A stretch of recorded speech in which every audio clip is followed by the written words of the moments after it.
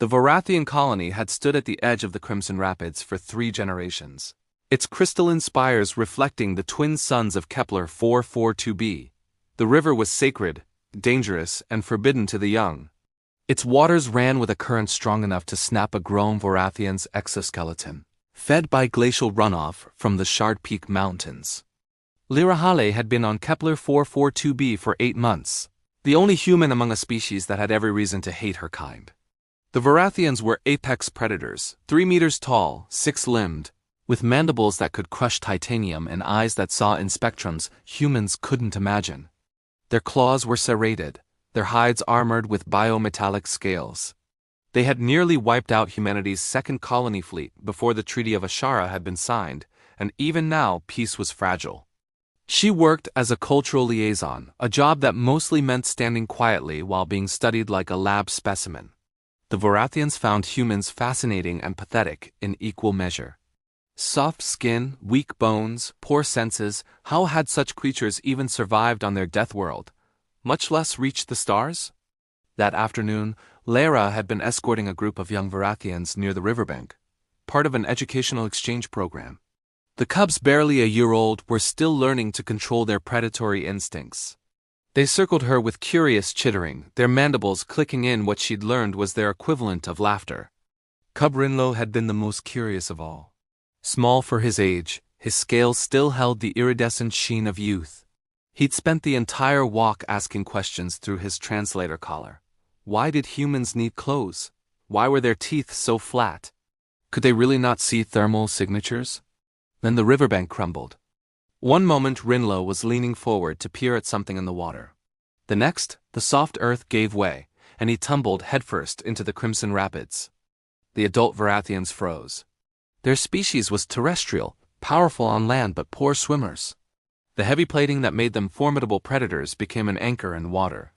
To jump in meant certain death even for an adult, even to save a cub. It was an evolutionary fact as immutable as gravity. They began calling for emergency responders, their voices a chorus of clicks and hisses, a morning song already forming in their throats. Lyra didn't think. Thinking was the enemy of action. She kicked off her boots and dove. The cold hit her like a physical blow, driving the air from her lungs. The current seized her immediately, tumbling her downstream. Through the churning white water, she caught a glimpse of Rinlo, his small body thrashing, his translator collar sparking as water shorted its circuits. Humans were weak, yes. But they were also persistence hunters, endurance runners, and uniquely adapted for versatility. While Varathians had evolved to dominate a single ecological niche, humans had evolved to survive in all of them. Lyra's ancestors had crossed oceans on rafts, had dived for pearls in crushing depths, had learned to read currents and riptides. That knowledge wasn't taught, it was written in her DNA. In the specific shape of her shoulders, the flexibility of her spine, the way her body instinctively knew how to orient itself in 3-dimensional fluid space. She didn't fight the current. She used it. Her arms carved through the water in powerful strokes, angling across the flow rather than against it. Her legs kicked in a rhythm that seemed weak compared to a Varathian's strength, but was efficient, sustainable, perfect for exactly this kind of sustained effort. Rinlo was sinking.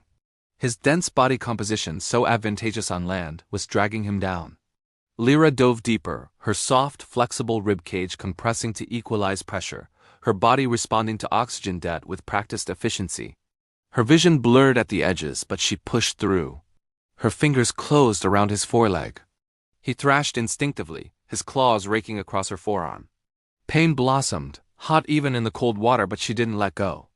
Instead, she pulled him close, orienting his body with hers, and kicked toward the surface. Breaking through felt like rebirth. She gasped, positioned Rinlo's head above water, and began the grueling work of swimming perpendicular to the current. Not upstream, that would be impossible. But toward the far bank, using the river's own force to carry them diagonally across. Her muscles screamed.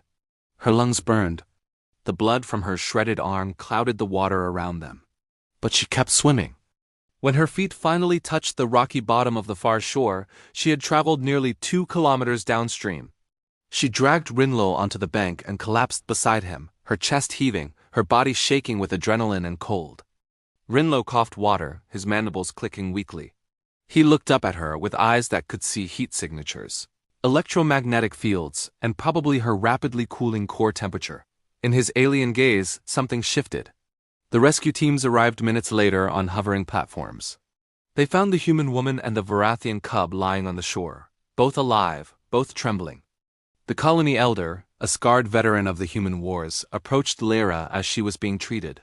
His translator rendered his words in flat, emotionless tones, but his posture, the angle of his head, the position of his limbs spoke volumes.